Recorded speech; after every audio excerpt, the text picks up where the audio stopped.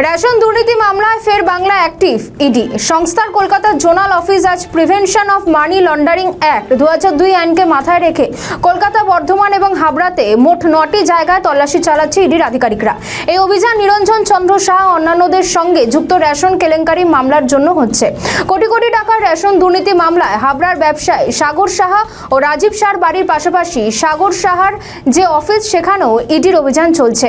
উল্লেখ্য, হাবড়া বিধানসভা তৃণমূল কংগ্রেস প্রার্থী তথা রাজ্যের প্রাক্তন খাদ্যমন্ত্রী জ্যোতিপ্রিয় মল্লিকের ঘনিষ্ঠ ছিলেন এই ব্যবসায়ীরা। রেশন দুর্নীতি মামলায় ইডি আধিকারিকরা কেন্দ্রীয় বাহিনীর জওয়ানদের নিয়ে ঘটনাস্থলে যান এবং তদন্ত শুরু করেন। এটা হচ্ছে কি আমার কাকার বাড়ি, ইদিরাই এসছে। কেন এসছে? হয়তো সার্চ করছে, কিছু পাবে না। কাকা ব্যবসা করে, বিজনেসম্যান।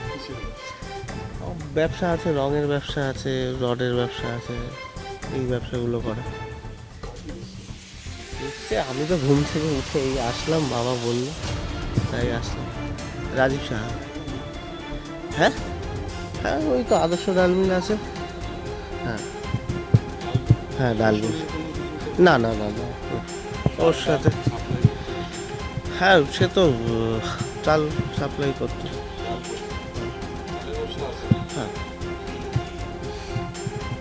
সেটা আছে হচ্ছে কি আমার ওই সাইডে, ওই দিকে, ওই হাবড়ার ওই দিকটায়। হ্যাঁ, হাবড়াতেই আছে, বাজারে আছে। চালের মিলটা ওই দিকে। হ্যাঁ, ওই দিকে। আমি তো যাই না মিলে। তা আমি বলতে পারবো না, সেটাও জানি না আমি, জানালে।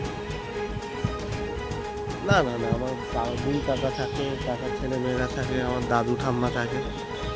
হ্যাঁ হ্যাঁ, রাজীব সাহা, পার্থ সাহা। পার্থ সাহা। আমার নাম অয়ন সাহা।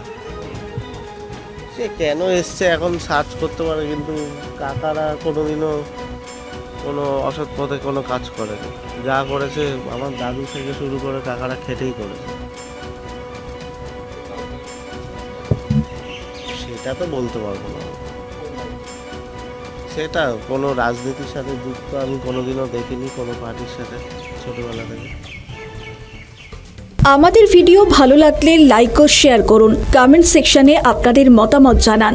আরও ভিডিও পেতে আমাদের চ্যানেলটিকে সাবস্ক্রাইব করুন এবং প্রতি মুহূর্তে খবরের আপডেট পেতে প্রেস করুন বেল আইকন।